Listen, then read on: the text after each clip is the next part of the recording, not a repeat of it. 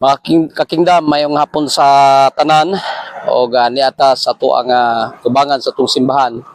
Makita nato ni nga to ang bamboo bridge. Dala Sunday pa lang makita nato. Okay pa kaini siya. But mo ni gitawag nga resulta sa baha. O nakita nato nga medyo nagka-problema na jud ang aton tulay. Gani diri sa tong kilid kung makita ninyo, napansin ninyo, naatay gitawag nga nakat na nato nga mga bamboo pang hulip ni ato ang guba nga tulay no. O nagatuo ko nga mahimo ni nga maayos nato ni kung ato ang nakita siguro nasa 1 year lang ang paggamit namo ni nga tulay. Kaya every time nga maulanan siya, ulabi na magian og baha, magkahinay-hinay gud sa gabok. Pero salamat sa Ginoo nga naay mga kaigsuonan, naay mga initiative gani nakita nato ang mga file diri sa Kawayan. Masugdan nato ni this coming Friday to Saturday kay gusto natong i-replacean kining gitawag nato nga guba nato nga tulay. So hopefully nga ang Dios magahimo sa pagpadayon sa pagpanalangin sa mga kaigsuonan nato nga naatay maayong panglawas niya ng adlaw kay atong ayuson ning atong tulay para nausab this coming Sunday sa atong mga panimbahon diri sa atong simbahan sa Poblasyon Matalam, United Pentecostal Church no. Mahimo nga at least maayos ang pag-agi sa atong mga kaigsuonan. O may atong prayer di ta mundang sa pag-ampod yun no mga kaigsuonan nga makahimo na ta diri banda og concrete nga tulay para bisag nay mutaas man ang tubig at least pasabol siya kayo og dili na ta mahadlok. Kay usa ni sa mga nadunggan namo problema nga nay mga bisita usahay dili na mobalik tungod sa gitawag nga nakita nila nga parang dili safe og mahadlok sila nga mo tabok ni ini nga sapa tungod sa ang tulay na to inaani lang jud. So nagalaom kami nga ang Dios maga-provide sa mga panginahanglanon nato nga dili lang hantod ba bamboo bridge lang atong mahimo diri kundi makahimo ta og concrete nga tulay para sa ingon niya na usab makater nato ang atong makaigsuonan nga naay mga sakyanan sa panahon sa mga panimbahon mapasulod nila diri sa ato ang area kaigsuonan. Dalaygon ang Dios nagatuwa ko kanunay nga ang Dios maga-provide sa mga gikinahanglan sa makanakan. Labi na ang tinguha mao ang pagpauswag sa iyang mga bulaton. Dalaygon ang Ginoo sa walay katapusan. May hapon mga ka-kingdom, kita nato no kining morning front view sa ato ang church diri sa United Pentecostal Church, Poblasyon Matalam. Og sa atong mga sa kilid igsoon makita nato nga naay mga nakat na nga bamboo.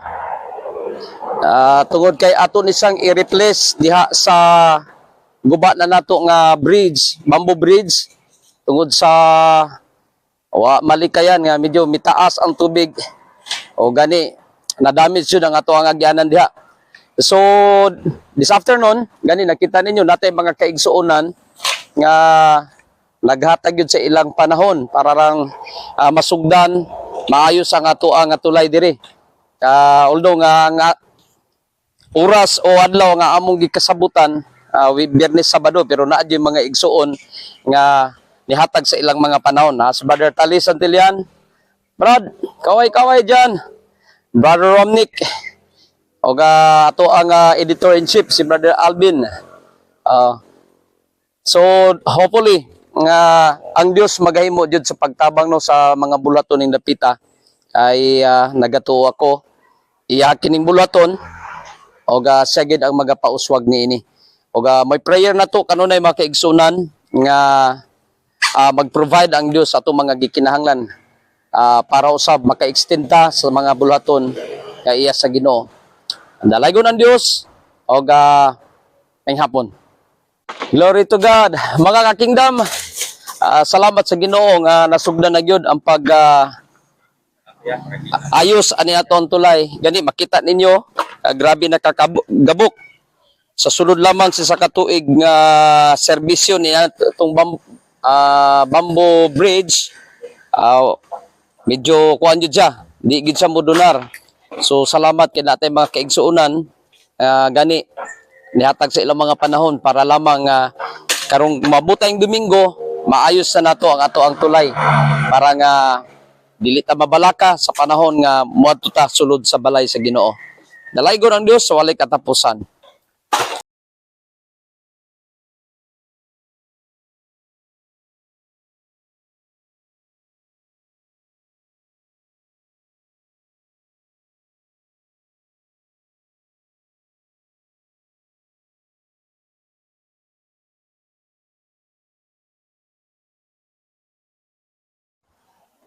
Start. May gabi mga ka-kingdom. So nakita nato no ang sitwasyon nato diri karon sa church nato nga medyo nagtaas na pud ang tubig. Napansin ninyo ni? Oh, yan. Hopefully nga dili jud siya mo taas pag pares tong una kay nakita nato nga naka-plaster na nga to ang mga bamboo dire o kawayan para sunod adlaw mahimong maayos siya para magkanaatay nindot na usab nga tulay. So nakita niyo ni na siya karon sa halos motupong na usab diri sa mala o sa pinaka kuan taas nga bahin sa yuta. Yan. Halos katunga na sa ato ang poste diya sa atong tulay ang naabot sa tubig. Pray lang ta nga dili mapares na usab tong una. Kaya sulod na usab sa ato ang building. So mo ni ato ang paningkamutan nga kining dapit nato diri sa Poblasyon Matalam natong church building mailibit lang yun nato jutay para nga bahalag kung adunay mga susama nini nga mapangitabo mutas ang tubig dili na sad siya maka sulod sa ato ang building. Og